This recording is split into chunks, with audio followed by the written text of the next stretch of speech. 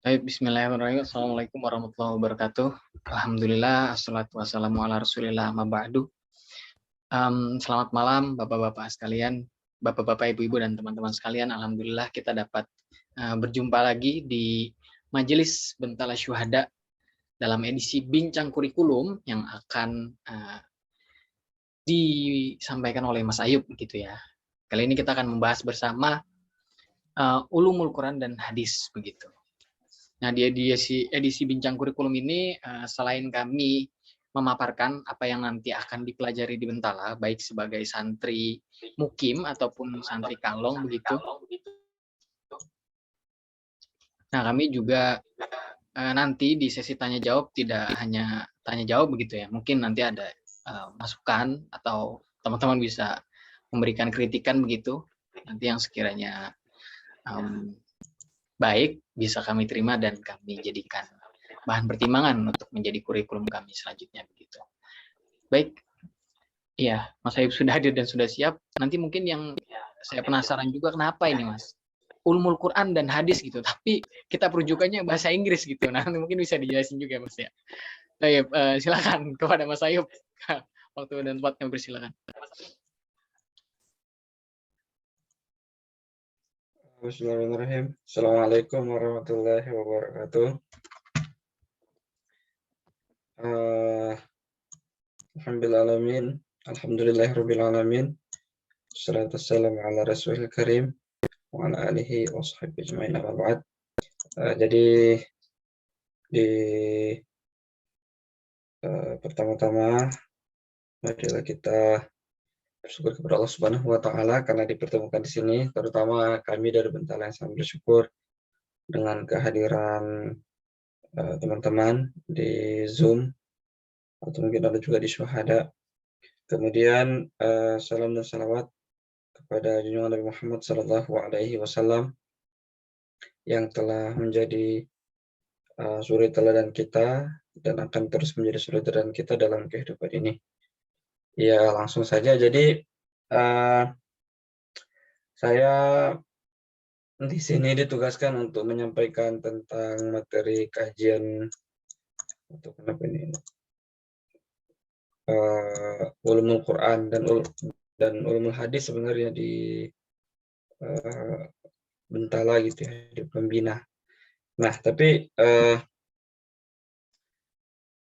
saya ini sebenarnya di situ tertulis saya murid Ustadz Anton, tapi sekarang saya agak melenceng sedikit dari fatwa beliau gitu, karena diperintahkannya atau dulu diamanahkannya ulumul Quran dan hadis gitu, tapi wah nggak bisa kalau ditambah hadis, maksudnya biar fokus saja ke ulumul Qurannya.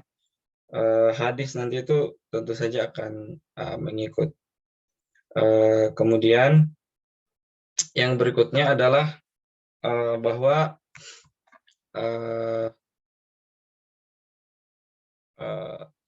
di kurikulum Bentala ini ada satu buku khusus yang kami jadikan sebagai rujukan untuk ulumul Quran gitu ya. Tapi nanti setelah saya lihat-lihat dan pertimbangkan banyak hal, ini gara-gara akan bincang kurikulum ini, jadi saya juga jadi mikirkan kurikulumnya itu ya. Jadi hanya bagian-bagian tertentu dari buku itu yang kemudian saya nanti insya Allah kita akan gunakan di Pembina gitu ya. Ya mungkin ini slide dari antum ya Ustadz Rafi. Betul sekali, betul sekali. Apa antum yang mau share screen? Nanti, tapi ini aja dulu.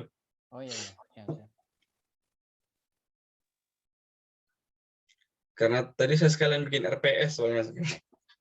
Oh iya, betul. Biar kayak sekolah beneran.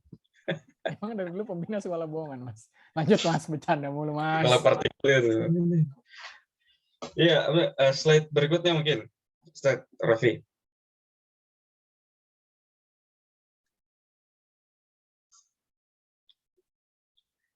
Nah ini ya, jadi sebelumnya. Yang kedua. yang sebelumnya lagi. Ini ya bener ya. Oke. Eh, jadi mungkin biar kita sama persepsi dulu sebenarnya apa yang kita bicarakan ketika kita berbicara tentang ulumul Quran. Ya, ulumul Quran itu terdiri dari dua kata gitu. Ulum, ya, ulum adalah jamak dari ilm dan Al-Quran. Ya, jadi ini sebenarnya materi yang sangat berat karena kalau kita menerima misalnya penjelasan dari Franz Rosenthal gitu ya, dan banyak guru-guru kita, para ulama Muslim yang mengutip beliau dan membenarkan gitu ya, bukan menuruti tesisnya Franz Rosenthal gitu, tapi membenarkan bahwa si Pak Franz ini benar analisisnya dalam hal ini. Dia kan bilang bahwa peradaban Islam itu kalau dibuat ini bukan kata-kata dia, misalnya bil makna gitu ya, diriwayatkan secara maknawi. Kalau sekiranya peradaban Islam itu adalah sebuah galaksi gitu ya, yang di tengah-tengahnya ada satu titik tunggal, satu konsep penting yang menjadi pusat rotasi konsep-konsep yang lain, dan bahkan pusat rotasi kehidupan sehari-hari, kemudian kehidupan sosial dan kehidupan peradabannya, ya itu adalah konsep ilm, kata dia. Ya, jadi knowledge triumphant, apa judul bukunya itu, kalau kita baca, terutama kalau langsung lompat ke halaman kesimpulan, ya beliau itu mengatakan ya kalau pengen lihat evolusi peradaban Islam gitu ya, mulai dari munculnya gitu, lalu kemudian tentu saja beliau merujuk kepada agama Islam atau peradaban Islam dalam artian risalahnya Nabi Muhammad gitu. Lalu kemudian bukan Islam dari zaman Nabi Adam. Lalu dari munculnya, kemudian masa berkembangnya, bahkan ke masa kemunduran dan segala perubahan-perubahan yang terjadi dalam peradaban itu semua ada hubungannya dengan perubahan persepsi atau perubahan apresiasi terhadap konsep ilmu. Terus ada ulum, itu adalah jamak dari ilmu.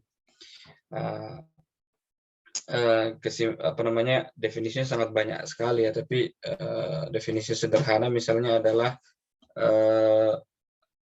idrakus ala ma huwa bihi, jadi mengetahui sesuatu sebagaimana adanya. Ketika kita mengetahui itu, maka jiwa kita sampai kepada makna sesuatu itu, dan pada saat bersamaan juga makna tersebut tertangkap oleh jiwa kita. Mungkin kurang lebih seperti itu. Jadi tapi ilmu juga bisa berarti, itu tadi ilmu dari perspektif filosofisnya gitu. Tapi ilmu juga bisa berarti mungkin kita pakai pemaknaan yang umum, ya bermakna disiplin. Ya, jadi disiplin tertentu gitu ya. Berarti sekumpulan kajian yang kemudian dibuat sistematis dengan, kalau dalam tradisi Islam ada 10 pondasinya gitu, mulai dari definisinya, kemudian siapa objeknya, lalu kemudian siapa yang pertama kali meletakkan dasar-dasarnya, lalu kemudian hukum mempelajarinya, dan seterusnya. Jadi, nah berarti sekumpulan disiplin. Lalu Al-Quran itu ya, Al-Quran ya. Jadi kenapa saya katakan ini bahasannya sangat berat? Ya karena tadi ilm itu adalah konsep yang sentral dalam peradaban Islam, terus ditambah Al-Quran gitu ya. Al-Quran adalah kitab suci kita yang mana gitu ya, yang mana wahyu yang diterima oleh Nabi Muhammad dan menjadi ya mata air ya, tempat keluarnya seluruh aspek dari peradaban Islam gitu ya. Bahkan orang sesat sekalipun yang merujuknya ke Al-Quran gitu, meskipun salah. Jadi sepertinya itu kalau kita pakai kriteria Islam ala sebagian antropolog yang mengatakan Islam adalah whatever Muslim says what Islam is, pasti semua akan merujuk ke Al-Quran itu, meskipun muslim-muslim yang secara akidah menurut para ulama akidah itu sudah menyimpang dari batas yang benar. Ya, jadi betapa luasnya gitu ya. Nah, makanya memang kalau kita cari apa sebenarnya maknanya ulumul Quran itu menjadi ada ambigu juga di situ ya. Kalau kita mengatakan ya semua ilmu-ilmu dalam peradaban Islam itu kan bahkan yang paling sains kasar sekalipun gitu kayak teknik gitu, misalnya teknik mengukur kiblat. Nah, itu kan sebenarnya muncul dimotivasi oleh Al-Quran gitu ya. Perintah Al-Quran untuk sholat menghadap kiblat misalnya, atau perintah Al-Quran untuk melihat tanda-tanda alam sebagai petunjuk arah. Ya, bahkan itu adalah dari Al-Quran juga gitu. Nah, makanya itu salah satu hal yang nanti akan dibahas di Pembina gitu ya. Ini saya ambil dari punya orang sebenarnya ini, tapi berguna bagi kita. Jadi kan ulumul Qur'ani itu kan ya susman idhofa gitu ya. Jadi kita bisa lihat. Nah, itu tadi yang luas itu adalah makna idhofinya, yaitu ilmu agama, ilmu bahasa Arab mengenai Al-Qur'an dan masih berdiri sendiri. Nah, tapi bahkan kalau misalnya kita benar-benar gitu ya, seperti ucapan salaf misalnya dikutip oleh As-Suyuti dalam Itqan itu, mungkin kalau ada ingat siapa yang mengucapkannya, yang penting dari generasi salaf, dia mengatakan sekiranya jarumku atau alat menjahitku hilang itu, aku bisa menemukannya dalam Al-Quran, atau ada bahkan sekiranya untaku hilang, aku bisa menemukannya dalam Al-Quran. Artinya mereka itu sangat menganggap Al-Quran sumber segala pengetahuan gitu. Atau misalnya pernyataan paling mendasar Imam Syafi'i misalnya, apapun yang terjadi gitu, semuanya sudah disebutkan dalam atau semuanya sudah diantisipasi oleh Al-Quran. Atau mungkin misalnya pernyataan sebagian ulama salaf juga mengatakan bahwa semua ilmu, baik misalnya Al-Ghazali ini yang menegaskan ya, semua ilmu baik yang ada sekarang bukan yang akan datang gitu, yang bisa manusia temukan itu ya ada dalam Al-Quran. Berarti menjadi sangat luas ini, bukan cuma ilmu bahasa Arab dan Al-Quran gitu. Meskipun begitu, tetap kita lihat bahwa ya ada ilmu-ilmu yang secara idhofi ya lebih dekat dengan Al-Quran. Nah, itulah mungkin nanti ada salah satu artikel yang ditulis oleh Ustadz Dr. Syamsuddin Arif. Di situ misalnya dia membagi ilmu menjadi ilmu sentripetal dan sentrifugal gitu, istilah dalam fisika gitu. Jadi kalau saya tidak salah paham ya berarti ada ilmu yang secara langsung mengitari Al-Quran, muncul dari dan mengitari Al-Quran, dan ada ilmu yang bergerak menuju ke Al-Quran gitu ya. Ya mungkin ilmu-ilmu yang pertama tadi itulah ya, yang mengitari dan muncul langsung dari Al-Quran, yang disebut sebagai ulumul Quran dalam makna idhofinya ini. Dan ini banyak sekali, dan bahkan secara historis inilah yang pertama kali muncul gitu. Ketika misalnya Khalifah Utsman memerintahkan untuk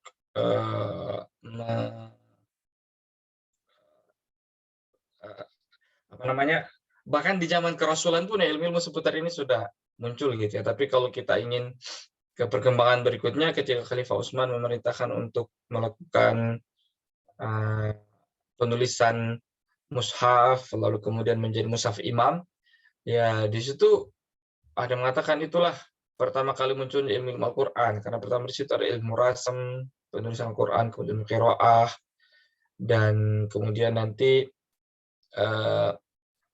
muncul berbagai macam ilmu yang lain seiring dengan interaksi umat Islam dengan Al-Quran. Nah, sebenarnya sejarah ulumul Quran dari situ. Tapi kemudian ada juga ulumul Quran yang disebut bil makna al-mudawwan ya. Jadi ilmu Quran dalam arti ilmu-ilmu Al-Quran yang sudah terkodifikasi. Nah, inilah yang sering dipelajari orang di pondok, di kuliahan, termasuk nanti di sekolah tinggi ilmu, berbagai macam ilmu, pembina bentala gitu. Jadi Ya inilah yang akan dipelajari ya. Jadi ilmu Quran bil makna mudawwan ini yang sudah terintegrasi menjadi satu bahasan khusus. Oke, berikutnya Mas Ustadz Rofi. Nah ini ya, jadi sejarah Al-Quran, ya, sejarah ulumul Quran maksud saya. Ya secara idhofi itu tadi ya, seperti yang saya katakan, sejak umat Islam berinteraksi dengan Al-Quran, lalu kemudian mereka mengembangkan disiplin-disiplin tertentu untuk lebih memahami Al-Quran, ya sejak itulah lahirnya ulumul Quran itu. Dan tidak berhenti lahir sampai sekarang gitu.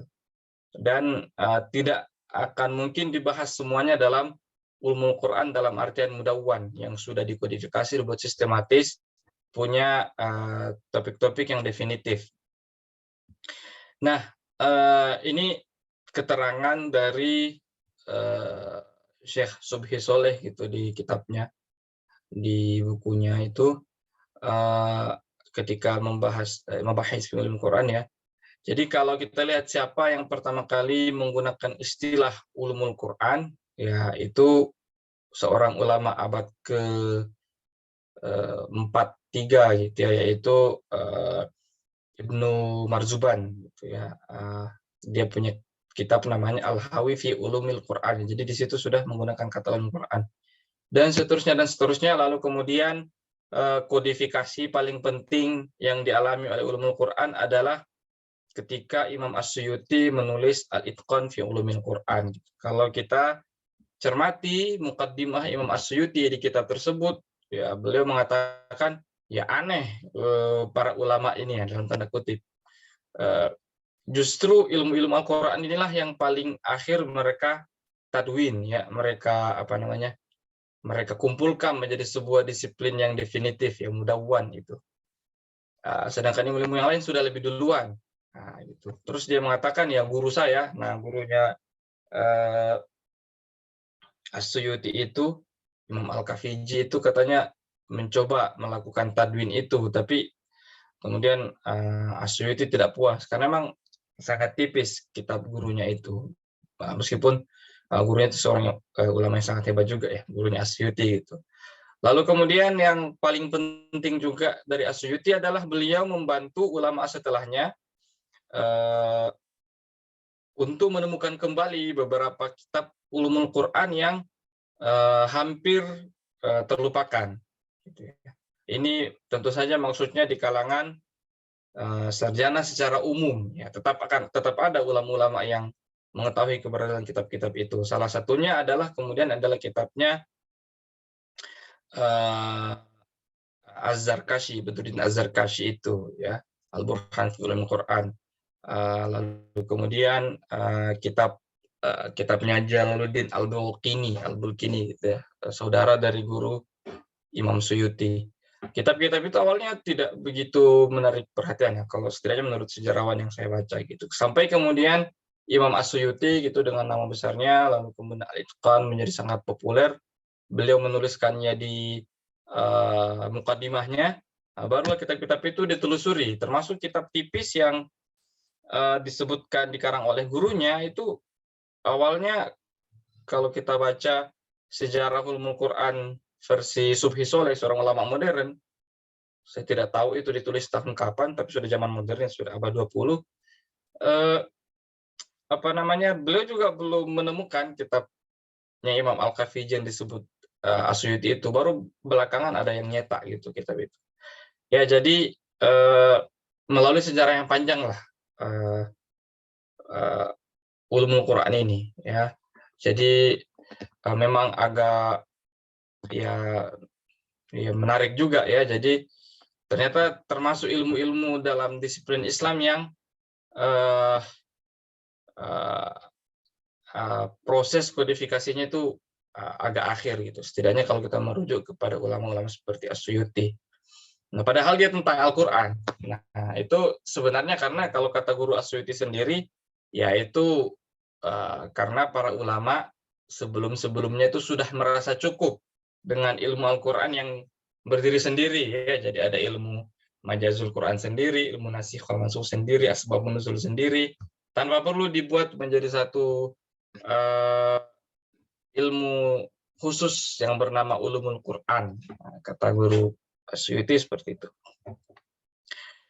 Ya, tapi kemudian itulah sejarahnya, lalu pada tahun 2022 pembina memutuskan untuk memasukkan ini di kurikulumnya. Ya, lanjut Pak Rafiq. Nah, mengapa pembina memutuskan itu? Ya, kalau sebagai seorang lulusan tarbiyah dan dari S1 sampai S3 meskipun DO, saya tahu kalau kurikulum itu dimulai dari profil lulusan. Ya, lalu dari profil lulusan itu kita merumuskan bahan kajian, lalu bahan kajian itu baru kita buat mata kuliah. Nah, ini tentu bukan sepertinya bukan ala dari pemahaman saya dari penyampaian Ustadz Anton selama ini, kayak nggak begini cara-caranya kalau al atas misalnya ya. Tapi nggak apa-apa lah gitu, biar sesuai dengan biar kayak sekolah beneran gitu. Ya, jadi kalau kita lihat profil lulusannya pembina ini kan ya pembina itu yang penting insan adabi itu saya ingat terakhirnya itu ya. Nah, jadi membina mahasiswa dengan pandangan hidup dan adab Islam sebagai upaya mewujudkan islah di tingkat individu dan masyarakat. Nah, jadi ini berarti yang diinginkan adalah seorang mahasiswa dengan pandangan hidup dan adab Islam yang bisa melakukan islah di tingkat individu buat dirinya sendiri dan masyarakat. Nah, ini bahan kajiannya sangat luas sekali. Berarti tentu saja salah satu bahan kajiannya adalah studi Quran gitu, tapi bukan studi Quran pesantren mahasiswa Bentala insan adabi. Yang penting buat insan adabi itu dikasih contekan sama Ustaz Rafiq. Ya berarti sangat luas gitu ya profil lulusan ini, dan itu berarti salah satu hal yang tidak mungkin tidak mereka kaji, meskipun mereka bidang keahliannya misalnya teknik nuklir gitu ya, atau misalnya ilmu politik atau ilmu hukum atau seni apapun itu, ya mereka tentu harus memahami Al-Quran dan pemahamannya itu selaras dengan pemahaman para ulama gitu yang kita kenali dan kita akui memiliki otoritas dalam mengkaji Al-Quran berdasarkan pandangan hidup Islam gitu ya, pandangan hidup dan adab Islam.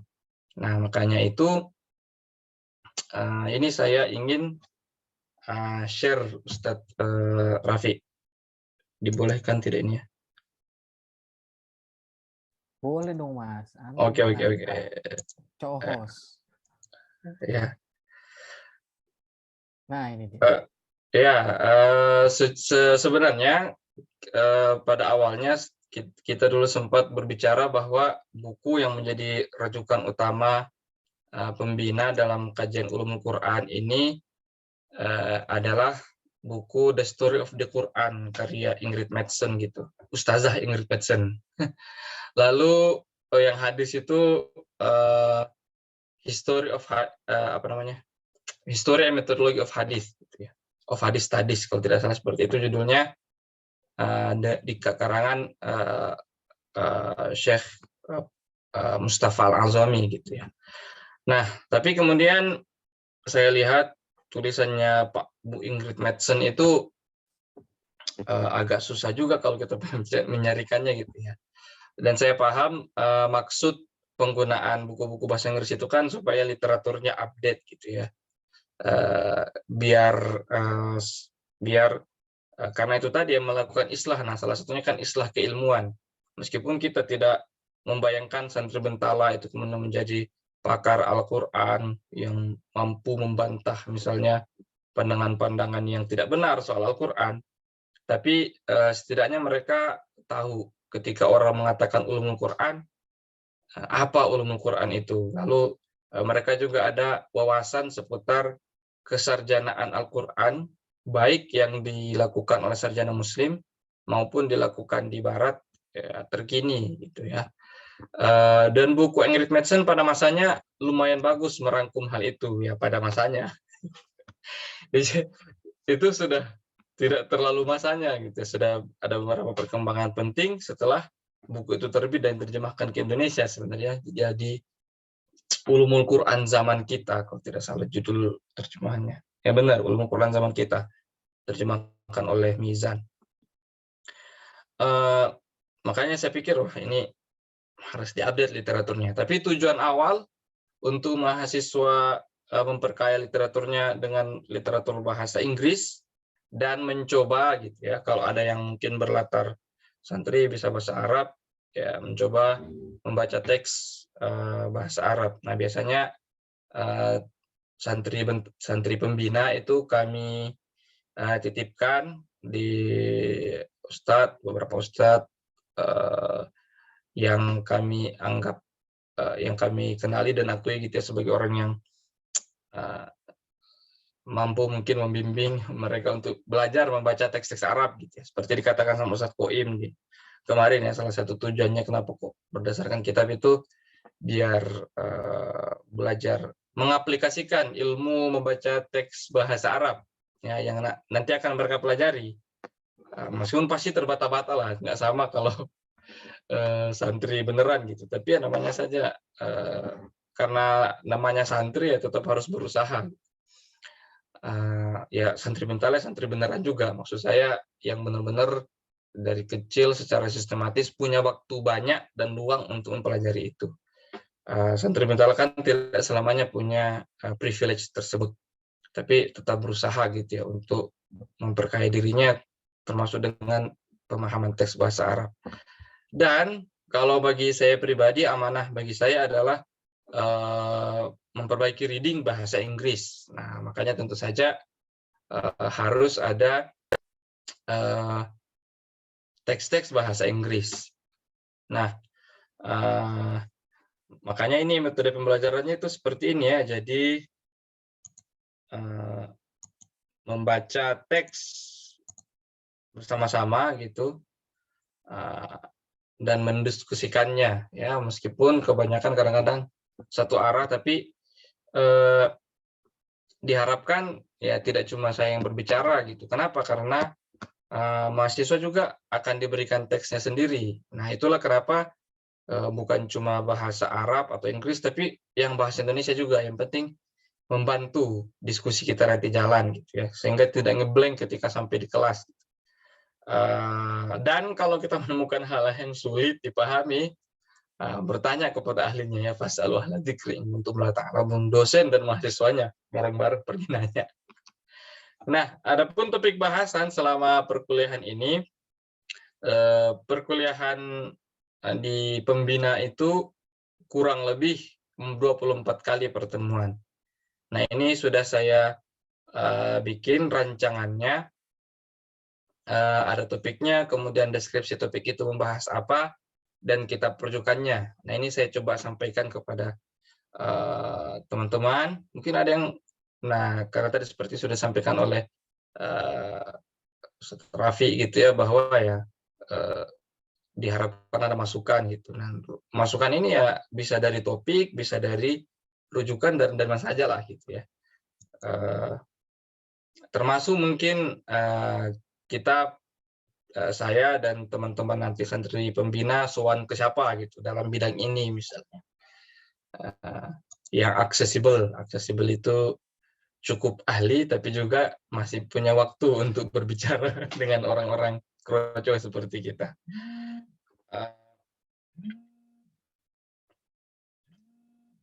Tunggu dulu nih, ada telepon dulu nih.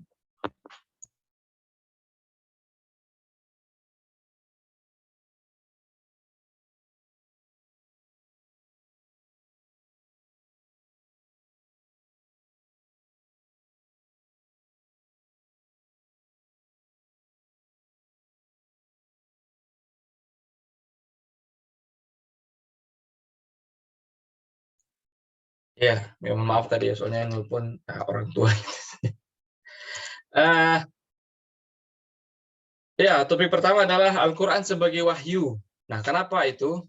Nah, ini tadi ya, tujuan pembelajarannya adalah ini. Santri dan dosen mampu mengenali topik-topik utama dalam ulumul Quran. Nah, jadi sekedar mengenali topik-topik utama gitu ya. Mengenali di sini jangan dipahami seperti istilah mengenali dalam konsep ilmu al-atas mungkin yang telah ikut kuliah filsafat ilmunya gitu. Ini mengenali bahasa biasa saja gitu ya, tahu gitu ya. Topik-topik utama dalam ulumul Quran ya. Jadi setidaknya santri itu tahu ya kalau orang bilang ulumul Quran sebenarnya mereka maksud itu apa gitu ya. Jadi dan mereka mengenali topik-topik tersebut sebagai bagian dari tradisi keilmuan Islam.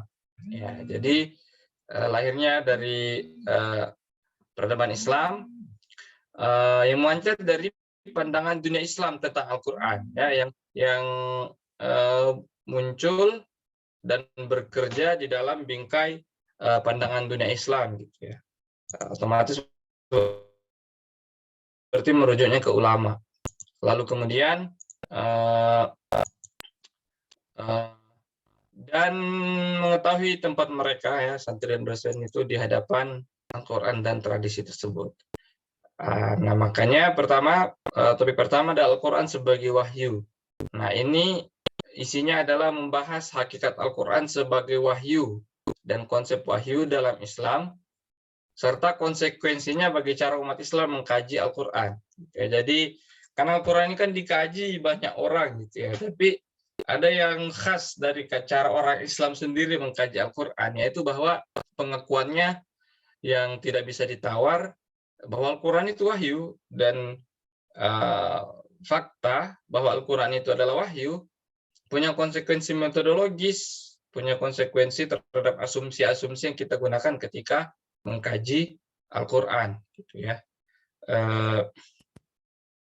Berpengaruh terhadap pertanyaan-pertanyaan yang kemudian para ulama tanyakan ketika menghadapi Al-Quran itu, dan cara mereka menjawab pertanyaan-pertanyaan tersebut. Nah, untuk topik ini, rujukan utamanya tentang konsep wahyu itu, dan juga tentang hakikat Al-Quran itu sendiri sebagai bentuk wahyu adalah bagian peri tanzil dan kesatuan agama dalam buku kecilnya Al-Atas itu, tinjauan ringkas berilmu dan pandangan alam. Nah, di situ ada ya cuma beberapa halaman tapi ya jami' mani gitu ya, karena ini memang buku yang ditulis supaya lebih aksesibel. Tapi di situ ada yang sangat penting di situ, yaitu peri tanzil ya. Tanzil itu adalah istilah yang beliau gunakan untuk merujuk kepada Al-Quran sebagai wahyu, gitu ya, dan karakteristiknya. Nah, memang di bab itu juga membahas kesatuan agama, gitu ya, transcendent unity of religion. Klaim-klaim bahwa agama itu satu ketika sudah di tingkat esoterik, ya, atau bahasa Melayunya itu di tingkat munazah, tingkat transenden. Tapi nanti mungkin tidak akan banyak ke situ, tapi lebih banyak membahas ke aspek peri tanzilnya itu ya, meskipun ini dua hal yang tidak terpisah dalam bab tersebut. Lalu kemudian itu rujukan yang dari atas. Kemudian ada rujukan bahasa Arabnya, yaitu Zahiratul Wahyi dan Ta'arif Al-Quran di kitabnya Syekh Subhi Soleh, dan ini sudah diterjemahkan dalam bahasa Indonesia. Salah satu buku ulumul Quran modern yang populer ya, membahas ulumul Quran.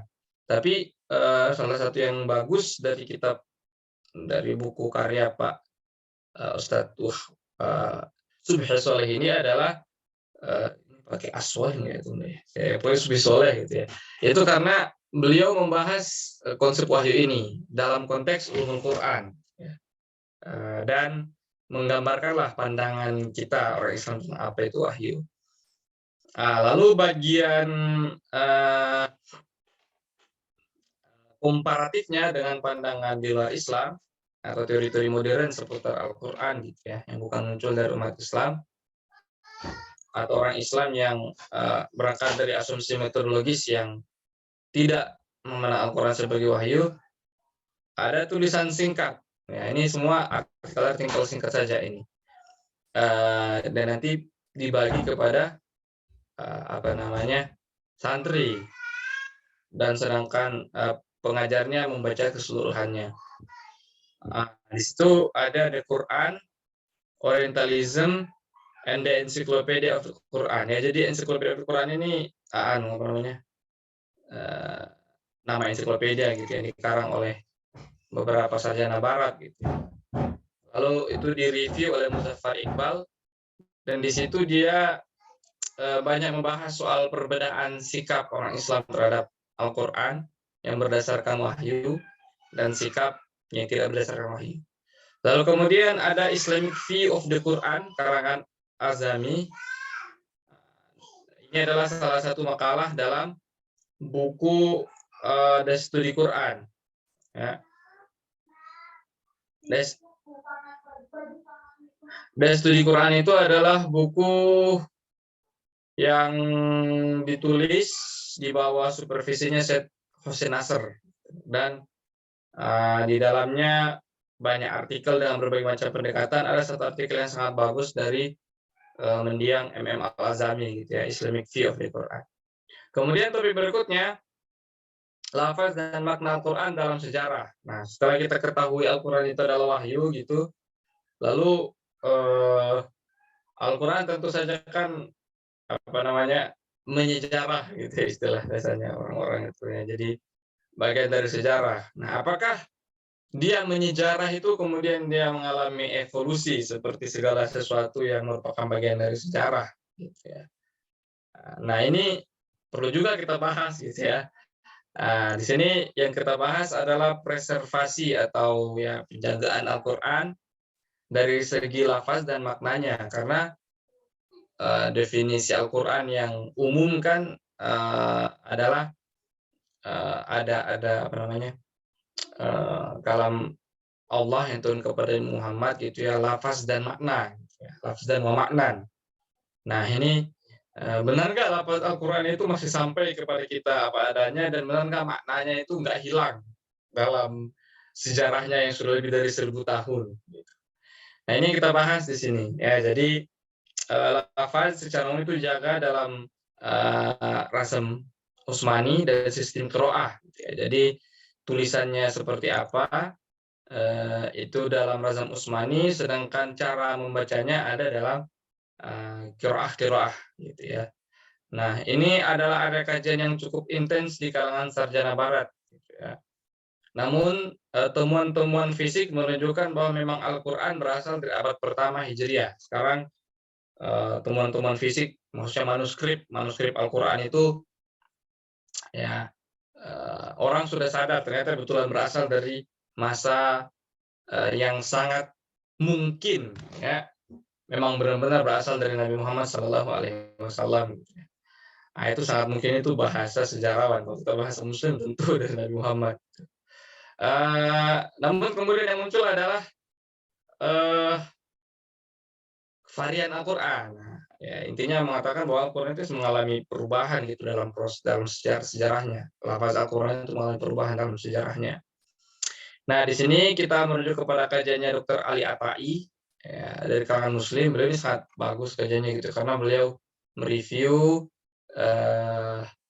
temuan-temuan terkini gitu dengan kritis, lalu kemudian punya pengetahuan yang mendalam soal tradisi Islam sendiri. Ya, jadi sayangnya Pak Ali Atai ini belum nulis gitu ya, tapi ada videonya bagus sekali soal ini. Lalu yang nulis soal ini dan sangat bagus jadi rujukan kita adalah Harald Monsky. Nah, ini nanti akan dibagi-bagi ke santri untuk dibaca bareng-bareng gitu ya. Supaya nanti ketika masuk diskusi, saya baca di Monsky begini misalnya. Jadi ya harapannya hidup gitu ya kelasnya gitu ya. Monsky ini kenapa dipilih menjadi literatur di sini adalah karena meskipun artikelnya sudah agak lawas gitu 2000 berapa gitu, tapi sudah 2010-an, tapi beliau mereview teori-teori yang besar seputar the collection of the Quran ya, pengumpulan Al-Quran itu, dan datingnya ya, jadi sebenarnya kapan pengoleksian Al-Quran itu. Lalu kemudian kesimpulannya ya, saya sampaikan kesimpulannya adalah bahwa ya ya meskipun terlepas dari klaim historical critics ya atau historis kritis oleh sarjana-sarjana Barat, kata Motzki sebagai seorang sarjana Barat yang juga sangat dihormati, ia tidak menampilkan alternatif yang lebih meyakinkan gitu ya daripada traditional account ya atau narasi tradisional yang dipegangi oleh umat Islam. Ya, jadi bagus itu untuk kita baca. Nah, itu kan lafaznya gitu ya. Lalu bagaimana dengan pembacaannya? Nah, di sini salah satu bagian yang paling bagus menurut saya dan kalau teman-teman yang kuliah di UIN itu kalau ketemu Dr. Ahmad Rafiq itu dia suka membaca bagian soal qiraah di bukunya Ingrid Peterson ini tentang kisah ya, jadi cara Ingrid Peterson ini kan dia cerita gitu ya. Jadi ada seorang anak dia anak tahun 80-an, sekarang sudah tua pas orang itu. Namanya Rim. Nah, dia pergi ke seorang syekh untuk mendapatkan sanad qiraahnya. Dan di Indonesia sekarang sudah banyak orang yang seperti itu ya, dapat sanad qiraah. Nah, tapi Ingrid Peterson ini menceritakan itu secara naratif, lalu kemudian ditambahkan hasil-hasil kajian terkini pada masanya di Barat, itu kemudian dia masukkan narasi orang Islam seperti apa. Jadi dengan field study ya, tadi itu saya bilang wawancara dengan tim itu. Kemudian bagusnya buku Ingrid Peterson ini karena dia menunjukkan gitu ya bahwa ya itu tradisi yang masih hidup sampai sekarang ya. Jadi penjagaan terhadap qiraah itu masih hidup sampai sekarang, bukan suatu dari masa lalu gitu. Nah, rujukannya ini tadi yang untuk kajian kontemporer ini baru terbit beberapa hari lalu nih, The Uthmani Codex Understanding How the Quran Was Preserved, tulisannya orang-orang di Yaqin Institute. Nah, Yaqin Institute ini bagusnya pendekatan mereka itu mereka menyertakan ya, kajian sarjana Barat dan mereviewnya dengan objektif dan kritis gitu, dari perspektif Islam tentu saja. Ya, kita bisa setuju, bisa tidak dengan berbagai pandangannya, tapi tulisannya ini bisa jadi rujukan. Kemudian, nah itu kan tadi rasm tulisannya dan kemudian lafaznya gitu lewat qiraah. Lalu bagaimana dengan maknanya sendiri? Nah, ini yang concern salah satu bagian penting dari keseluruhan konsep pemikiran atas adalah bahwa Al-Qur'an itu medan semantiknya itu terjaga gitu, secara historis. Dan sebenarnya itulah kenapa atas menolak hermeneutika modern gitu ya. Menolak hermeneutika bukan cuma hermeneutika sebenarnya ditolak, tapi dia mengatakan seluruh religious hermeneutics, secular religious hermeneutics yang dari luar tradisi Islam. Misalnya ada yang mau pakai teori tafsir Hindu misalnya ya, untuk mengkaji Quran, ditolak juga sama dia gitu. Kenapa? Karena menurut beliau problem of hermeneutics atau hermeneutical problem itu nggak ada di Islam, yaitu masalah bagaimana kita bisa memahami bahasa Tuhan yang sudah menyejarah. Ya kan atas yang enggak itu ya, dan beliau punya argumen untuk itu. Nah, ini kita pelajari argumennya seperti apa gitu ya. Kenapa beliau mengatakan tafsir dan takwil itu adalah cara yang paling pas untuk memahami Al-Qur'an, dan kenapa beliau mengatakan bahwa medan semantik Al-Qur'an itu atau makna Al-Qur'an gitu ya, makna dari setiap lafaz Al-Qur'an itu terjaga. Beliau punya alasan historis dan itu terkait erat dengan konsep pendidikan beliau. Makanya yang kita jadikan bahan bacaan di sini adalah tidak seluruhnya ya, tapi ada sebuah bagian dari kitab Educational Philosophy and Practice of Syekh Muhammad Naqi Al-Atas itu tulis oleh Wan Daud ya, jadi beberapa halaman saja dari itu. Lalu kemudian 4 dan 5 membahas perkembangan disiplin ilmu sentripetal Al-Qur'an ya, atau yang kemudian dikenal sebagai ilmu Quran. Nah, di sini membahas tentang perkembangan historis ilmu-ilmu yang secara langsung mengintari Al-Quran, yang kemudian kasus ulum Quran, mulai dari proses terbentuknya, faktor internal eksternal pendorong perkembangannya, dan karya-karya penting kentalnya. Jadi ini secara historis lah kita bahas ya. Tadi mungkin sudah saya sampaikan secara umum ketika membahas sejarah ulum Quran gitu ya. Imam Suyuti mengatakan ada 80-an anwa ulumul Quran. Kata beliau, kalau saya pengen nulis sampai lebih bisa sampai 300. Nah, kemudian yang jadi rujukan apa di sini? Ada artikel pendek, gitu. Sebenarnya pendek lah untuk ukuran bacaan. Ditulis oleh Ustadz Syamsuddin Arif, Al-Quran dan Ledakan Ilmu Pengetahuan. Nah, di sini beliau menguraikan dengan sangat aksesibel gitu, mudah dipahami bagaimana ilmu-ilmu itu bisa muncul dari Al-Quran. Gitu. Nah, termasuk ilmu-ilmu yang secara langsung mengintari Al-Quran itu tadi.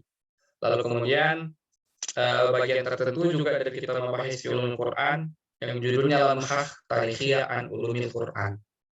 Nah, ini bagus juga nih karena memang kitab ulumul Quran ya, kitabnya Pak Subri Soleh, sehingga kalau tulisannya Ustadz Syamsuddin Arif itu secara umum, ya ilmu pengetahuan secara umum, nah nanti ditaksis ya oleh tulisan Soleh ya Lamhah Tarikhiyah an Ulumil Quran. Jadi ini dua bahan bacaannya. Ya. Lalu pertemuan 6 sampai 23, nah ini membahas pembahasan tematik, gitu ya. Nah, baru kita membahas isinya sendiri. Jadi tadi ya baru menegaskan pendekatan kita, itu mulai dari asumsi dasarnya, yaitu Al-Quran sebagai wahyu, lalu kemudian melihatnya sebagai sebuah tradisi yang hidup sampai saat ini dengan perspektif historis tadi. Lalu kemudian sekarang kita mencoba melihat isinya apa tuh sebenarnya ulumul Quran itu. Nah, di sini pembagian tematik ini berdasarkan pembagian tema yang dikembangkan oleh Qadi Jalil Al-Muqini dalam kitabnya Mawaqil Ulum min Mawaqi An-Nujum. Nah, tapi ternyata tidak persis ya.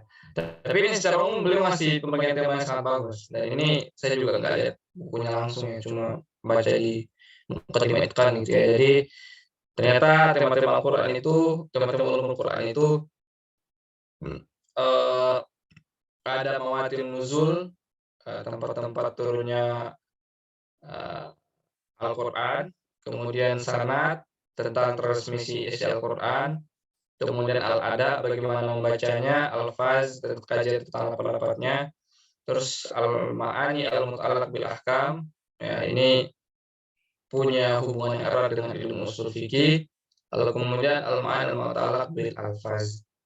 Nah, tema-tema ini secara umum sudah mencakup anwa ya atau jenis-jenis ilmu Al-Qur'an yang disebutkan dalam Al-Burhan oleh Imam Az-Zarkashi dan kemudian Al-Itqan karya Imam As-Suyuti. Ya, tema-tema ini secara umum mencakup konteks, waktu, dan tempat turunnya Al-Quran, lalu kemudian transmisi Al-Quran, kemudian kajian filologis setiap unit lafaz. Ya, ini filologi di sini bukan dalam artian yang kajian manuskrip itu, tapi dalam artian penelusuran asal dan makna asal kata gitu. Kemudian kaidah-kaidah inferensi makna berdasarkan teori kebahasaan. Ini dibikin canggih aja bahasanya, maksudnya kaidah tafsir gitu ya.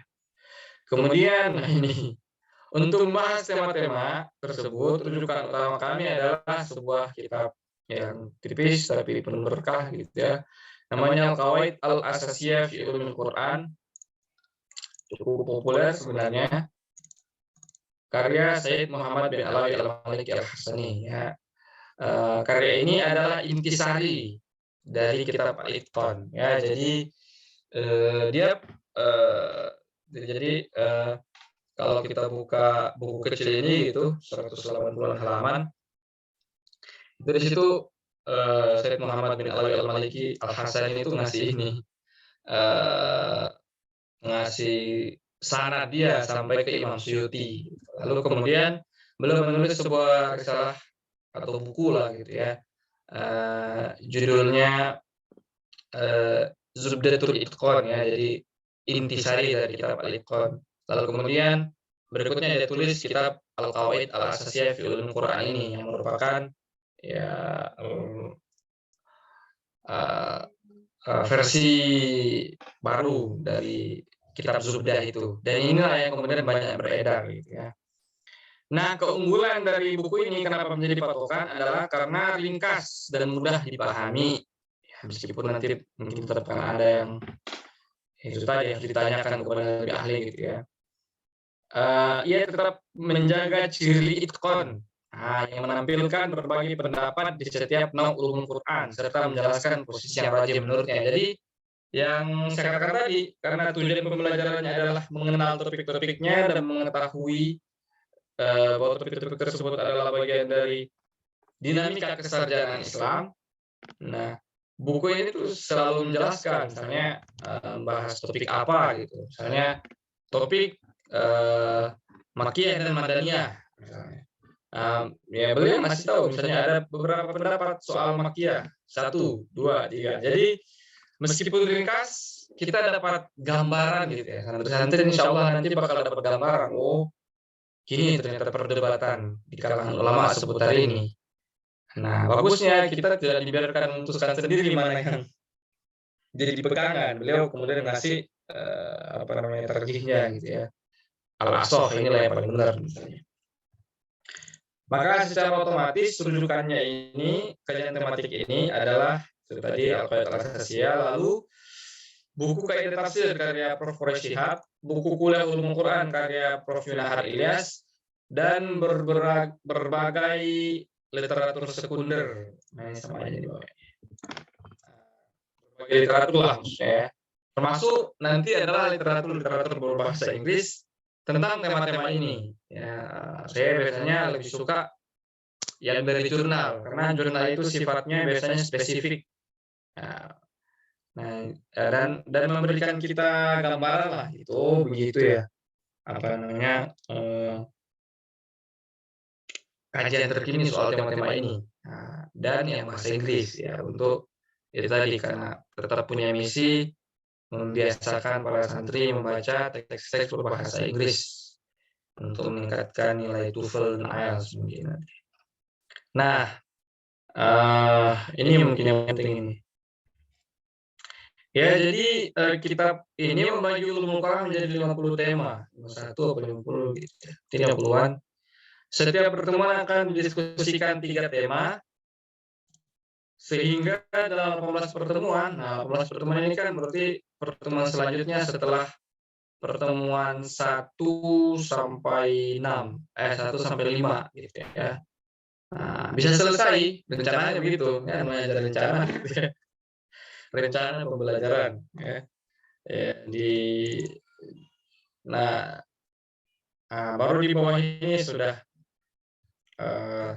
tema-temanya. Nah, apa saja tema-temanya? Pertama, nah tetap saya kelompok-kelompokkan tema-tema tersebut gitu ya.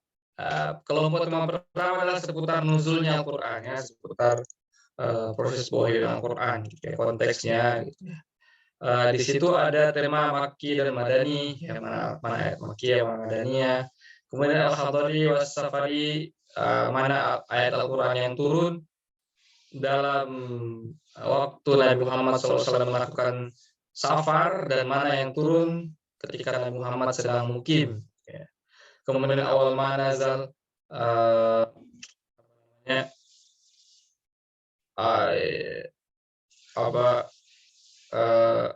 ayat yang pertama kali turun, ayat yang terakhir turun, kemudian konsep asbabun nuzul, lalu kemudian ada ayat yang berkali-kali turun karena nuzul. Kemudian kelompok tema berikutnya disebut kelompok tema transmisi bacaan. Ya, jadi qiraah itu tadi gitu ya. Nah, di sini 2 tema yang dibahas di pertemuan ke-8 ini secara historis saja dulu. Ya, jadi bagaimana sejarahnya di situ. Nah, di situ ada tema tentang hufadzul Quran wa ruwatuhu ya. Jadi siapa saja tokoh-tokoh tokoh-tokoh penting penghafal Al-Quran di masa awal Islam dan periwayat-periwayatnya. Lalu ada aimatul qiraat. Nah, lalu bagaimana kemudian aimatul qiraat ini menjadi tokoh-tokoh penting dari setiap qiraah itu ya, menjadi eponimnya. Jadi mereka menjadi pokoknya di atas ya bagi mereka yang punya sanad bacaan. Ini saya nggak ada. Ya, jadi itu yang dibahas di sini ya. Lalu kemudian, nah pertemuan ke-9 itu sudah seputar qiraah, berarti sudah intinya. Tadi kan isinya gitu ya. Kalau tadi kan apa namanya itu ya, sejarahnya. Nah, ini isinya seperti apa. Nah, ada anwaul qiraah bihasbi subut ya. Jadi macam-macam qiraah gitu ya dari segi subutnya ya. Jadi kuatnya kepercayaan kita apa itu ya.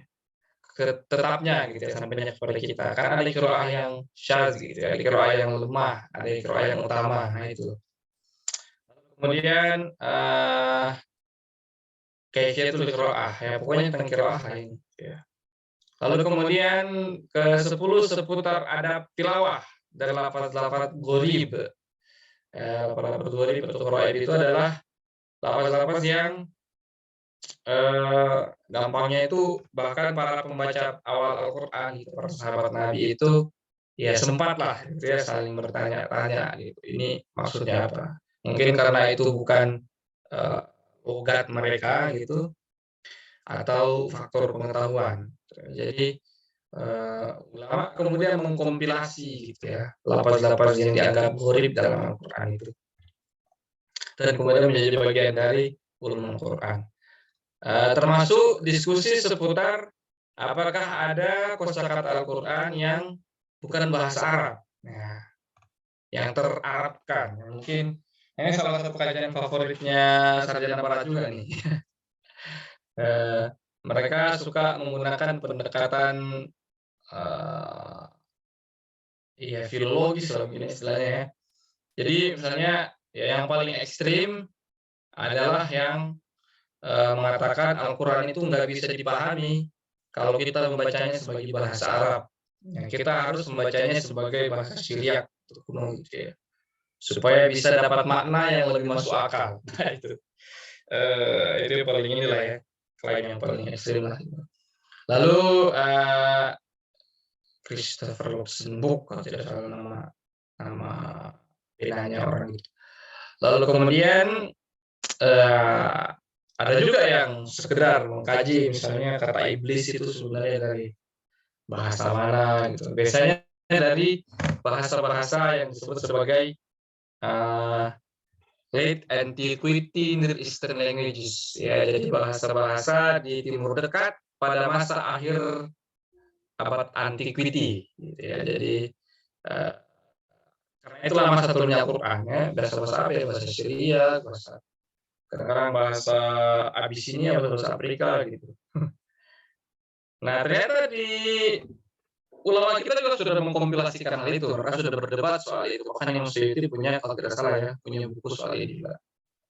Kemudian pertemuan berikutnya kaidah lafziyah ya, kaidah tata'allaq bi ta'rif wa tankir ya. Jadi ada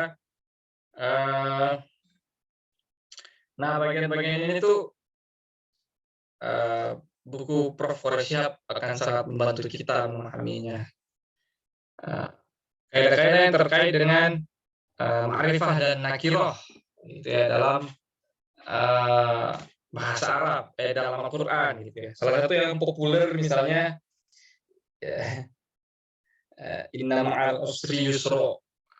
Inna ma'al usri yusra. Nah, jadi kaidahnya itu kalau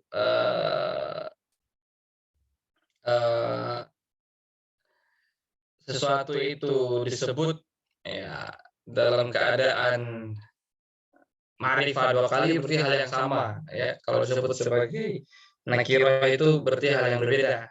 Artinya ayat itu mengatakan di setiap satu kesulitan, ada banyak kemudahan. Nah, itu salah satu tadabbur yang muncul dari kaidah-kaidah yang terkait dengan ta'rif wa tankir ya. Nah, saya tahu cuma itu. Kemudian ada kaidah fi ifrad wal jama' ya. Jadi kalau Quran menyebut sesuatu dengan bentuk tunggal, apa konsekuensinya, kalau dengan bentuk jama' apa konsekuensinya. Lalu kemudian kumpulan tema berikutnya adalah ini sebenarnya istilahnya polivalensi makna ya. Jadi banyaknya makna gitu ya. Dan masalah tata bahasa. Nah, di sini ada yang disebut al-wujuh wan nadzair. Ini salah satu disiplin Quran yang cukup tua ya, wujuh wan nadzair gitu ya. Ada kata yang maknanya sama, lafaznya beda. Ada kata yang lafaznya sama, maknanya beda. Nah, ini yang dibahas di sini. Kemudian i'rab Al-Qur'an, lalu bagaimana Al-Qur'an itu apa ya? Terjaga dari lahan. Nah, nanti lahan itu apa dibahas juga. Kemudian ada bahasan yang saya sebut kumpulan tema koherensi internal. Nah, ini kenapa? Karena sekilas gitu ya, sekilas saja ada ayat-ayat yang membahas hal yang sama tapi pendekatannya beda. Nah, ini salah satu tokoh yang paling setidaknya menurut asesmen orientalis gitu ya. Ada Imam Syafi'i gitu ya, yang beliau menggunakan pengetahuan beliau tentang bahasa Arab yang luas untuk ya di kitabnya Risalah itu memulai ya atau setidaknya mengkodifikasi kajian-kajian seputar pembedaan lafaz Al-Qur'an yang bertujuan untuk menunjukkan koherensinya. Kalau yang bagian awal ini mungkin belum terlalu ke situ banget gitu ya. Misalnya al-muhkam wal-mutasyabih, kemudian muqaddamih wa muakhar, kemudian am wal khas. Saya mulai masuk di sini yang benar-benar sangat dekat dengan usul fikih gitu ya. Mujmal mubayyan, terus nasikh mansukh. Nah, lalu yang paling eksplisit adalah kajian seputar ikhtilaf wa tanaqud ya. Ada beberapa ayat yang dianggap kontradiktif dalam Al-Qur'an. Kemudian masih sama gitu ya soal pembedaan lafaz dalam Al-Qur'an, ada mutlak, muqayyad, mantuk, mafhum, lalu ada mulai masuk ujuh mukhatabat. Lalu ada mulai masuk ke retorika. Retorika ini dalam bahasa Indonesia artinya komunikasi yang efektif ya, cara komunikasi yang efektif. Ya, ini saya pilih saja bahasa Indonesianya, tapi orang Arab atau dalam bahasa Arab ada ilmu namanya balaghah ya, yang membahas bagaimana komunikasi kita itu balik nyampe ke pendengar gitu ya dengan seefektif mungkin. Nah, efektif itu maksudnya maknanya itu benar-benar sampai dia dengan cara berkesan. Nah, Al-Qur'an itu menggunakan beberapa rhetorical devices gitu ya untuk bisa mencapai hal tersebut ya, maknanya sampai dengan berkesan. Ada hakikal majaz, hasar wa ikhtisas, ijaz wa itnab gitu ya. Kemudian masih soal ini ada tasbih wa isti'arah gitu ya, soal perumpamaan dalam Quran, kinayah wa ta'rid, kemudian khabar wal insya. Lalu koherensi dan kemujizatan, munasabatul ayat wa aswar. Nah, ini keterkaitan setiap ayat dan setiap surah. Kemudian ijazul Quran ya, soal wacana kemujizatan Al-Quran dalam ilmu Quran tradisional. Nah, yang menarik di sini adalah ini bisa dikaitkan juga dengan wacana kemujizatan Al-Quran di zaman modern ya. Wacana-wacana yang dikembangkan oleh tokoh-tokoh seperti siapa namanya tokoh itu ya, Zakir Naik lah, bukunya paling populer di Indonesia itu Zakir Naik, Miracle of the Quran. Salah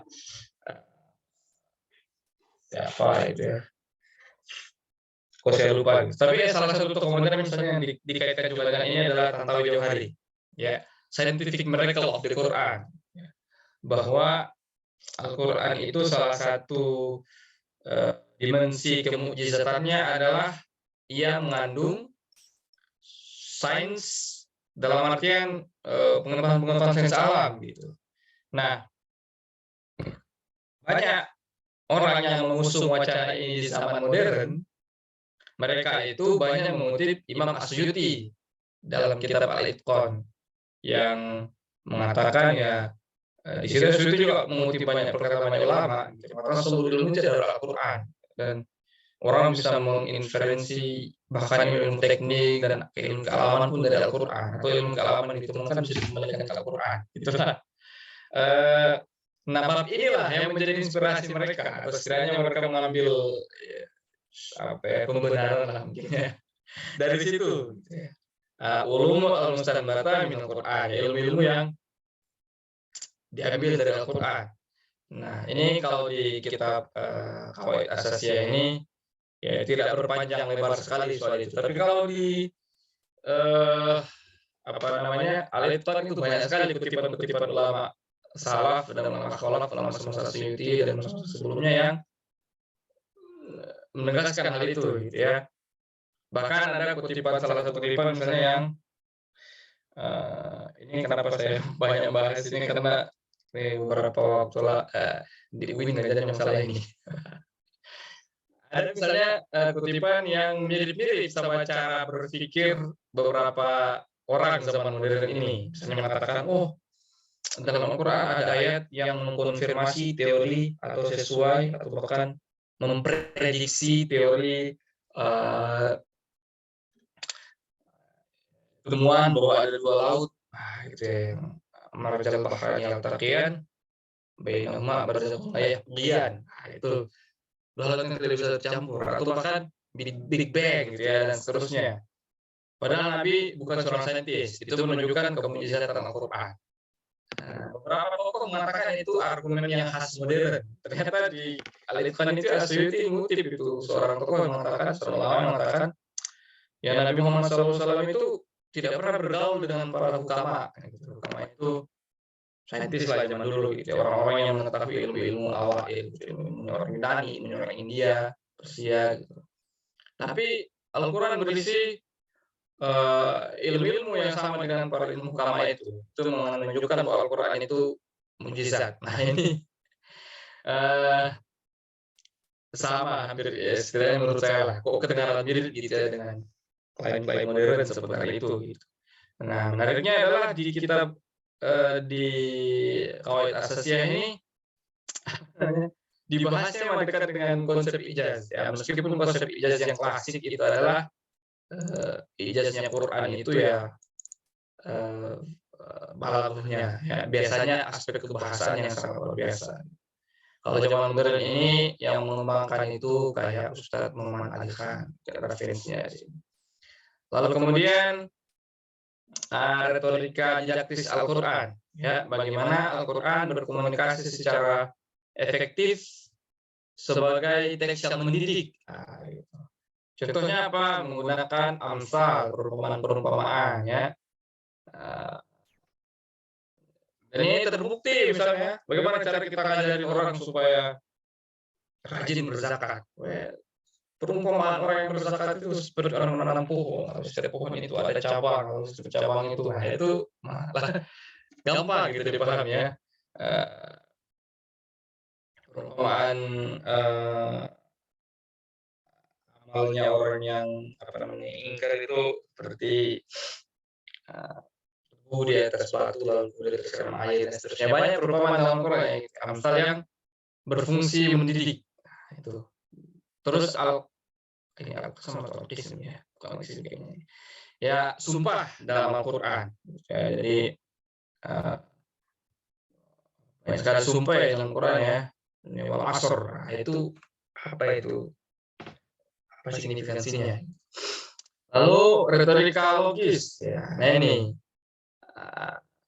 kaidah fi jadal Al-Quran ya. Jadi ada kaidah-kaidah seputar bagaimana Al-Quran menjadal ya, berlogika, ya, berdialektika. Ya.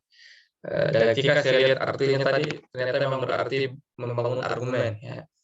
Nah, Suyuti lalu kemudian kata terutama oleh Sayyid Muhammad bin Alwi al-Malik al-Hasan ini, ya Al-Quran juga sebenarnya ketika membangun argumen itu dia logis, dalam artian dia bikin premis lalu kemudian kesimpulan, ya. Atau kesimpulan lalu kemudian memberikan bukti-bukti yang masuk akal. Itu.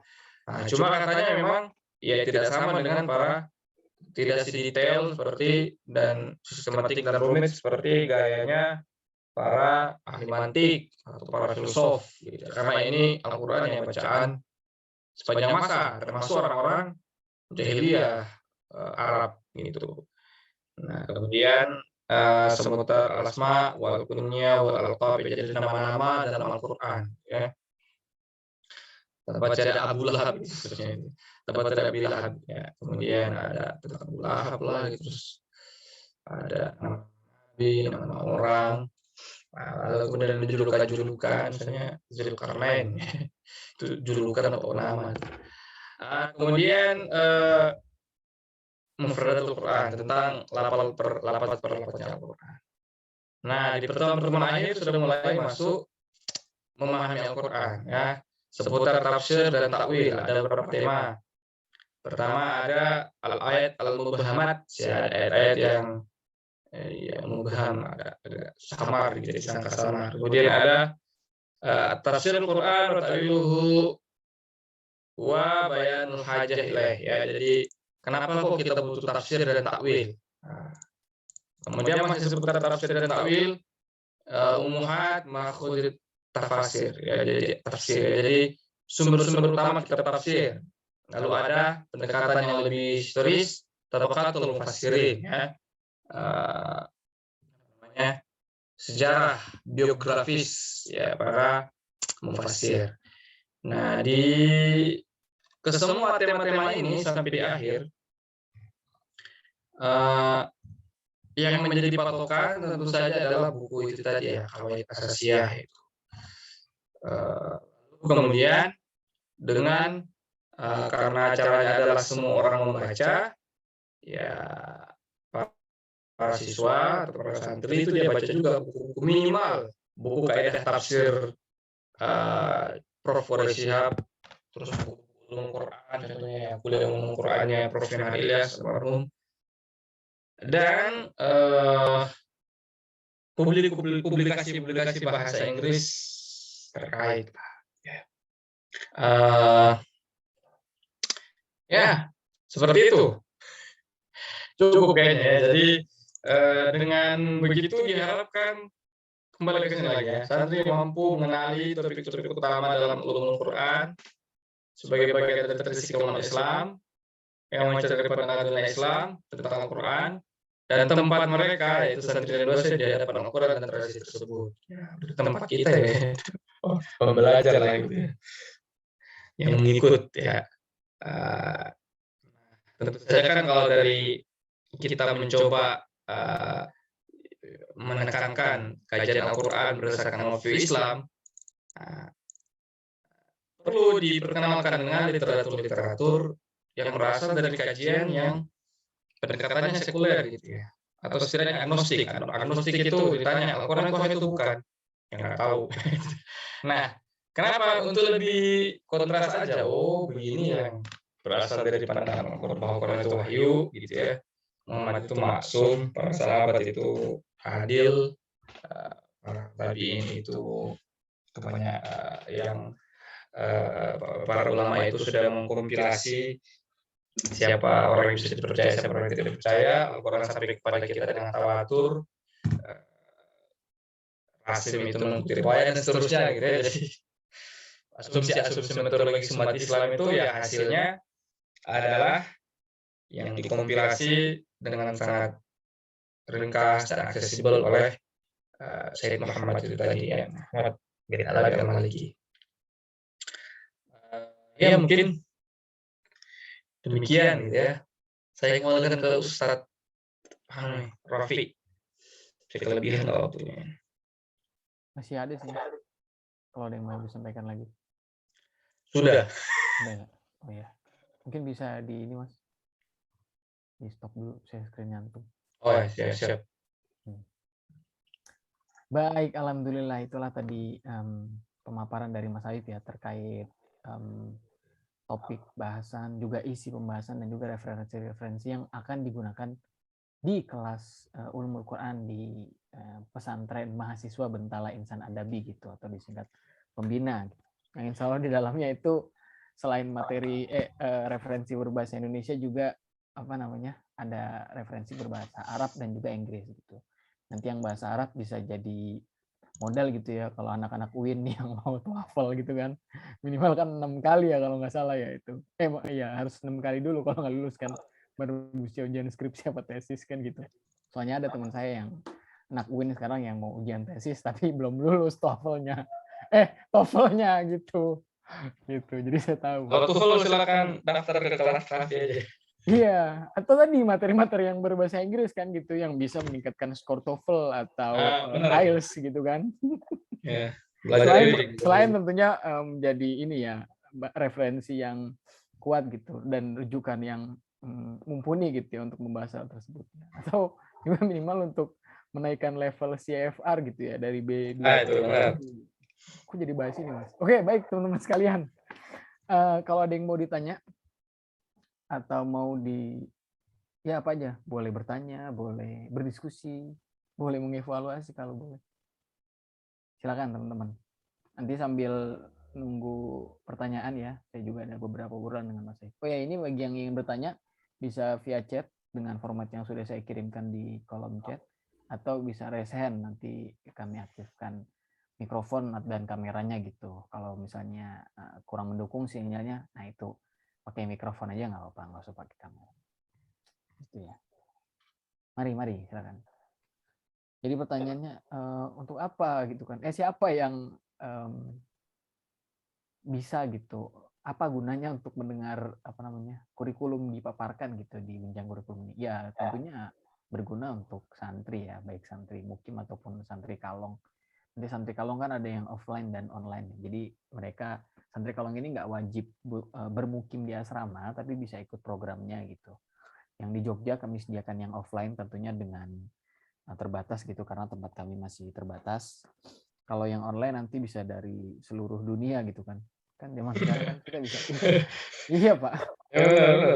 Iya dulu sempat ada santri kelas university. Iya,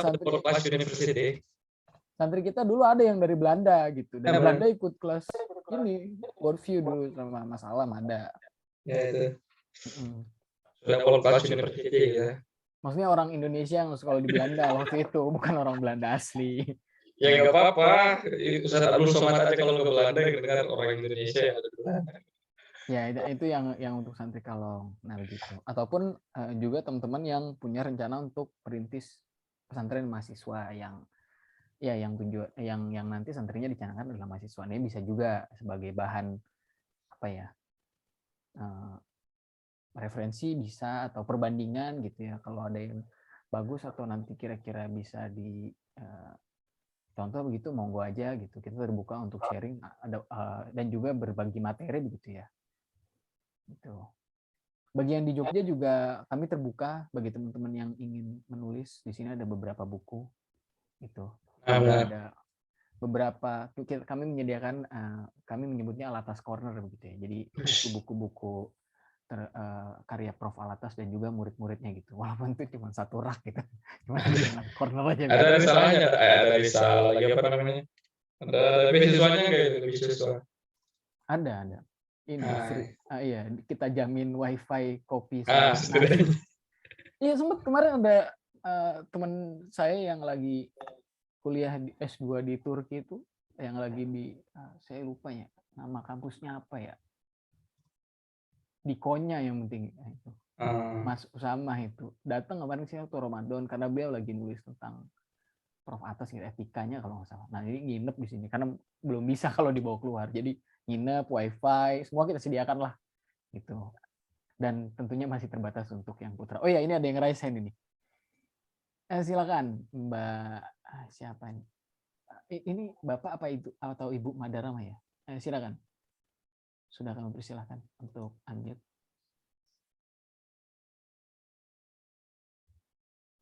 Bapak atau Ibu ada nama? Oh, ini Uin ya. Nah, ini saya bacakan saja ya. Rama. Oh ya, Bapak. Saya kurang tahu ini Bapak atau Ibu ya. Saya lupa juga tadi menuliskan jenis kelamin. Ini Bapak atau Ibu Rama. Pertanyaannya ini Mas. Nah, beliau dari Bekasi nih. Dari UIN. Nggak tahu ini UIN Jogja apa UIN Bandung ya. Al-Qur'annya sama, tetapi umat Islam sekarang mengalami kemunduran, dikalahkan oleh negara-negara barat dan lainnya. Problemnya apa ya? Oh, jadi ini Mas Rama ini menganggap sekarang umat Islam mengalami kemunduran gitu. Apakah betul, Mas Ayub? Dan yang kedua, dikalahkan oleh negara-negara barat lainnya. Apanya ini yang kalah ternyata nih? Nah, ini juga saya perlu tanya dulu sebenarnya ke Mas Rama gitu ya. Apanya yang kalah nih? Terus problemnya apa ya? Nah, mungkin Mas Ayub bisa jawab. Langsung nih. Iya, langsung. Oh ya, ya sorry. Terima kasih tanggapannya.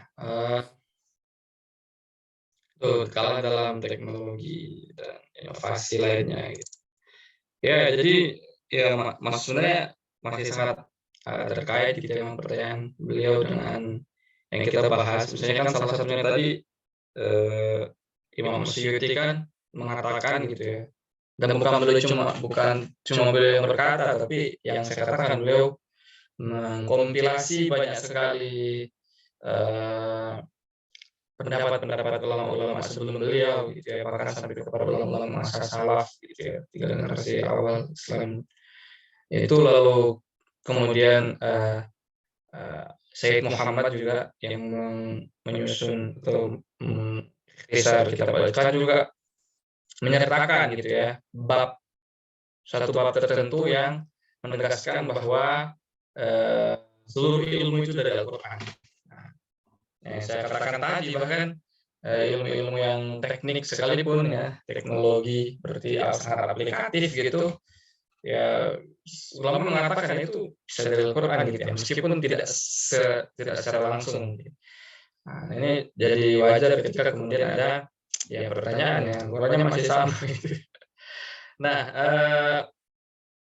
ya ini pertanyaan yang menghantui banyak orang gitu ya, Mas. Dan banyak orang yang mencoba mengajukan pertanyaan ini, menjawab pertanyaan ini. Pertanyaan ini tentu saja dulu orang Islam itu nggak sadar kalau kalah gitu.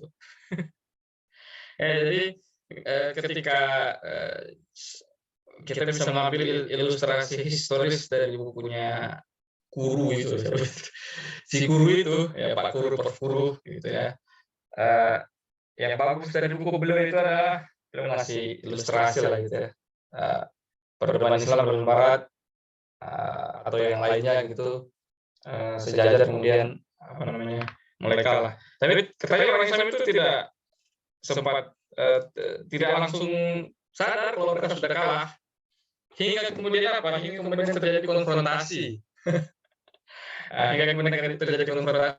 Salah satu momen paling wake up moment gitu bagi umat Islam adalah ketika Napoleon masuk ke Mesir. Jadi Napoleon masuk ke Mesir gampang banget dan menemukannya. Wah, ternyata Eropa itu sudah segitu banget gitu ya. Kenapa kok saya cerita ini? Ya karena setahu saya baru ketika itu orang intelektual Islam itu mulai terusik dengan pertanyaan-pertanyaan itu. Dan salah satu buku yang lahir dari pertanyaan ini, itu ada orang Indonesia dulu yang mengirim dari kerajaan Sambas gitu, mengirim surat ke kelompok pembaharuan Islam di Mesir gitu, Mesir dan Syria, ke ulama Al-Manar itu, nanya gitu, sama seperti pertanyaan ini, kenapa orang Islam mundur dan yang lainnya maju. Lalu kemudian ditulis yang bertugas menjawab itu adalah Syekh Syakib Arslan, mungkin banyak yang sudah sangat familiar dengan beliau dan masih dicetak aja sampai sekarang buku itu. Dan salah satu tesisnya yang kemudian banyak diulang-ulang orang gitu, entah sadar bahwa itu adalah salah satu tesis penting dari sakit Arslan atau tidak adalah bahwa ya orang Islam Barat maju karena meninggalkan agama, sedangkan kalau orang Islam mundur karena meninggalkan agama juga, gitu ya, meninggalkan Al-Quran. Nah, tapi ya ini butuh inilah ya, butuh evaluasi. Benar nggak dengan kembali kepada Al-Quran itu orang belum bisa maju gitu ya. Lalu muncul banyak jawaban yang lain lagi. Nah, jadi ini cara menjawab khas dosen bukan Ustaz, cuma menyampaikan tesis-tesis orang. Seluruh gerakan yang mungkin kita lihat di sekitar kita sekarang berasal dari pertanyaan itu, Mas. Misalnya apa, orang Muhammadiyah misalnya. Orang Muhammadiyah itu lahir dari tradisi yang mengatakan orang Islam itu mundur karena kurang berpegang lagi kepada Al-Quran dan hadis. Tapi cara berpegang kepada Al-Quran dan hadisnya itu khas, yaitu dengan lebih rileks terhadap tradisi ya. Jadi jangan terlalu terpaku mazhab lah. Itu mengungkung cara kita, kreativitas kita menderivasi dari Al-Quran. Lalu kemudian untuk konteks Muhammadiyah sendiri itu ditambah lagi dengan pemikiran kayak Ahmad Dahlan yang dibentuk oleh konteks penjajahan ketika itu. Dia lihat orang Islam ini mundur karena masih goblok-goblok gitu, kurus-kurus, kurang gizi, maka saya bikinin sekolah, saya kasih makan lah. Mudah-mudahan besok-besok bisa maju. Ya beliau relatif berhasil lah seenggaknya ya. Ada tokoh-tokoh yang muncul bikin Indonesia merdeka. Gerakan apa yang tahun-tahun Nahdlatul Ulama misalnya ya, muncul dari tesis yang mengatakan bahwa justru sebaliknya, justru dengan berpegang kepada tradisi ya itu akan menjadi awal kita maju. Aksioma mereka yang sangat terkenal misalnya adalah itu saya lupa bahasa Arabnya gitu, takut salah al-muhafazah itu ya, jadi memegang ya kepada hal-hal yang bagus dari masa lalu dengan erat dan mengambil hal-hal yang lebih bagus lagi di masa kini gitu ya. Mana lagi ada kelompok mengatakan kita mundur karena tidak ada kesatuan pemimpin politik global, itu macam-macam lah. Jadi pertanyaan ini sudah dijawab dengan tesis dan aksi oleh banyak sahabat ulama. Termasuk Syekh Naqib Al-Atas kan sedikit banyak berangkat dari pertanyaan yang sama gitu ya, meskipun beliau melihat kemunduran dan kemajuan itu tidak melulu tidak selalu sama dengan yang lain. Misalnya dan solusinya juga akhirnya jadi berbeda gitu ya. Beliau melihat kemunduran itu ya karena proses devolusi cara berpikirnya orang Islam gitu ya, semakin kesini semakin tidak canggih. Dalam artian itu kurang adab, hilang adab. Kenapa kurang canggih? Karena sudah tidak mengindahkan lagi tradisi-tradisi keilmuan yang dikembangkan oleh ulama sebelumnya. Dan salah satu masalah paling penting misalnya adalah ya hilangnya adab itu ya, orang sudah tidak bisa menempatkan dirinya dengan benar gitu ya, hilangnya keadilan gitu. Nah itu, jadi kalau itu kembali kita bisa perlahan-lahan bangkit lagi gitu ya. Nah mungkin ada juga orang yang berpikir kelamaan hal-hal seperti itu gitu ya, langsung saja kita buang agama dan menjadi sekuler ya, setidaknya kan umat Islamnya yang maju gitu ya. Urusan Islamnya sendiri biarlah menjadi urusan masing-masing orang di rumahnya gitu. Lalu ya itu juga jawaban dari pertanyaan ini sebenarnya ya, kelompok-kelompok sekuler kayak Kemal Atatürk dan yang semisalnya itu berasal dari pertanyaan itu ya. Jadi dan ini semua mempertimbangkan Al-Quran juga gitu. Jadi ya itu tadi jawaban-jawaban sudah diajukan orang untuk menjawab itu. Bagi saya pribadi sebenarnya saya masih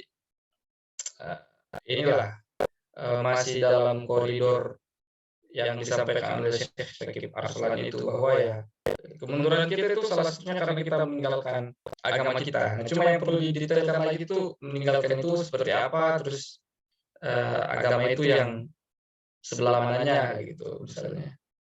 Itu yang sudah banyak sekali diteorikan orang,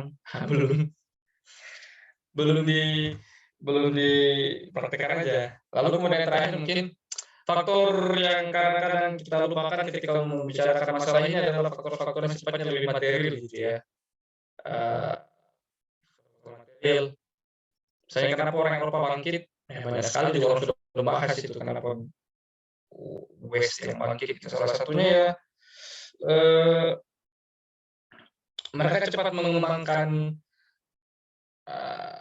senjata, lalu cepat ngumpulin uang gitu. Orang kalau uangnya sudah banyak, bisa ya inilah. Itu jadi hal-hal yang sifatnya lebih material seperti itu, Mas atau Mbak. Jadi sifatnya lebih material. Misalnya kalau kita pengen detail, misalnya peradaban Islam apakah benar mundur karena Al-Ghazali misalnya, ada nggak kontribusi serangan Mongol di situ, ada nggak kontribusi Black Death di situ dan hal-hal yang demikian ya. Jadi dan itu sudah banyak dibahas oleh orang-orang. Jadi menurut saya perpaduan antara dua hal itu sih. Jadi mungkin orang Islam sudah gagal gitu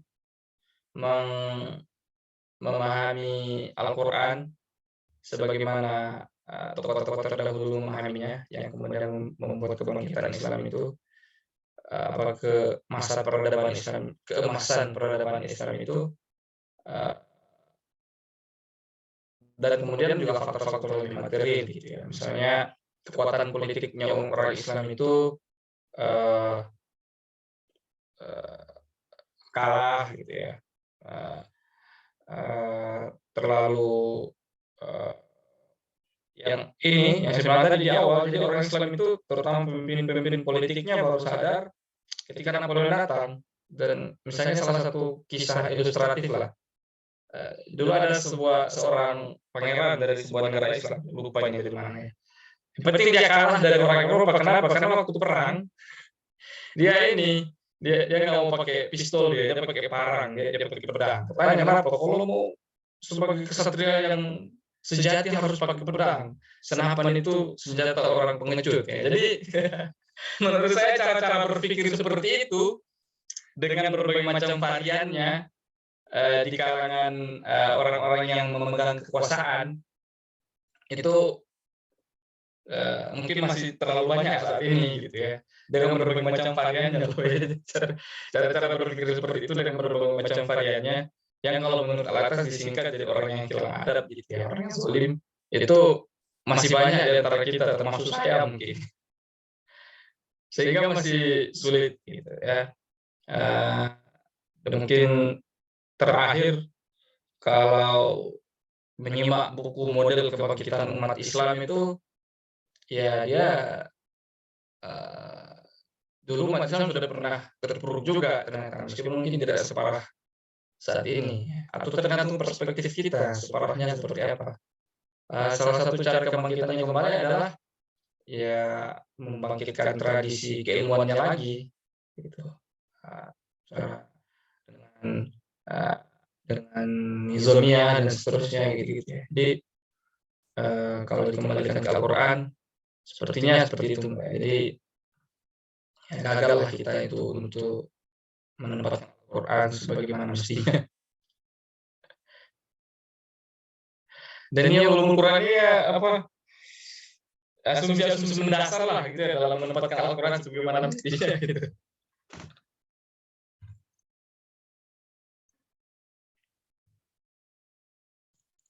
Ya cukup dari saya mungkin, terakhir ini terlalu bulat. Iya. Enggak, Mas, ini enggak bulat, Mas. Jadi salah satu ya itu tadi Mas atau Mbak Rama begitu ya.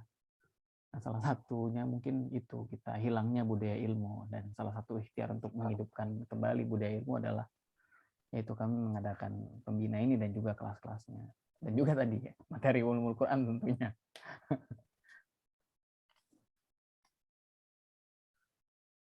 Monggo silakan kalau ada yang mau bertanya lagi. Masih ada waktu sekitar 4 menit lagi.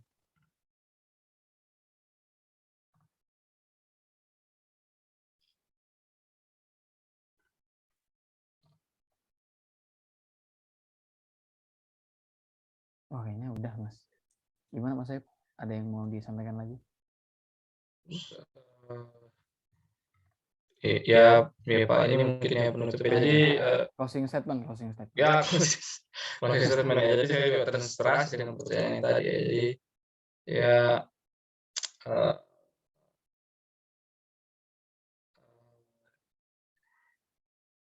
eh, jadi memang pertama-tama kita harus berusaha gitu ya mendekati, berinteraksi dengan Al-Quran. Eh, ini di level personal, misalnya kita pengen mengenali Al-Quran lah, sebagaimana Nabi dan sahabat-sahabat dulu mengenali Al-Quran. Itu kan mau tidak mau ya kita kembali ke tradisi para ulama kita dalam mengenali Al-Quran gitu ya. Jadi ya mungkin dengan begitu kita menjadi lebih akrab ya dengan Al-Quran itu, sehingga dia bisa menyinari lah gitu ya segala aktivitas kita. Ya akrab membaca dengan tilawah gitu dan menghafal itu tentu sangat bagus, tapi itu disertai dengan ulum Quran itu akan lebih baik lagi. Dan ya itu mungkin yang ingin ditumbuhkan di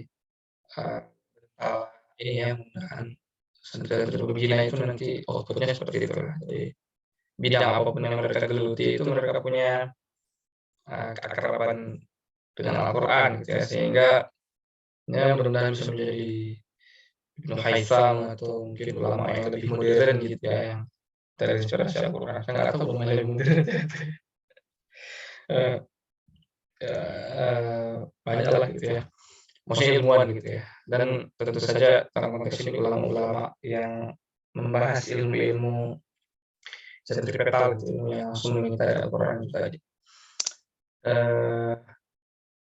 Dan yang paling penting sebenarnya nih dari teman-teman yang masih bertahan menyimak ini, yang paling kami butuhkan adalah dukungan. Dukungan doa dan juga doa. Tapi saya nggak mau minta donasi, maksud saya doa gitu ya, doa. Kemudian ini bantu publikasi gitu ya, untuk bantu publikasi rekrutmen santri kami. Karena alhamdulillah Jogja mulai ramai lagi. Ya, mudah-mudahan Bintala ini kita sedang membentuk komunitas keilmuan kecil-kecilan lah. Jadi motonya adalah bangkitan Islam dan bangsa dari Pogung. Nggak ada Mas, tagline kita menerokah hazanah ilmu. Tapi kalau Mas Aib mau nambahin nggak apa-apa juga sih Mas. Khusus untuk materi ulumul Quran ya. tapi itu tadi, bantu jadilah. Mungkin ada teman yang mau diajak bergabung atau gini, kalau mau datang di Pogung. Ya. Masih terbuka ya? Masih Mas. Nanti kita tutup rekrutmennya di tanggal 1 Agustus. Ya, itu setelah bulan perintah gitu. Ya. Dan doa kepada teman-teman semua. Iya begitu. Baik, terima kasih sekali Mas Ayub. Tadi ya, selain dukungan doa juga kita menerima dukungan dalam bentuk uang gitu yang pertama. Iya maksudnya uang kan betul. Bagi teman-teman yang ingin donasi, ya, di Quran jelas Mas, wajahadu biamwalikum kan, biamwalikum dulu baru biangfusikum. Gitu. Ya, bagi yang ingin berdonasi, rekening sudah ada gitu di kolom chat, atau juga nanti bisa japri via DM Instagram gitu, insya Allah adminnya responsif. Dan bagi teman-teman yang ingin mengetahui info rekrutmen, nah itu sudah kami sertakan juga linknya di kolom chat. Nah itu nanti bisa dibuka dan di-repost begitu ya. Ya, saya kira begitu perbincangan malam ini membahas ulumul Quran. Insya Allah minggu depan kita akan membahas tentang saya lupa ya Mas, fikih kalau nggak salah. Iya, minggu depan di hari yang sama, di Sabtu jam 8:15 begitu, jam 19.45, ya kita akan membahas tentang fikih dan usul fiqh yang akan dengan pembicara Ustadz Muhammad Syamsul Amin LC. Nah, begitu ya.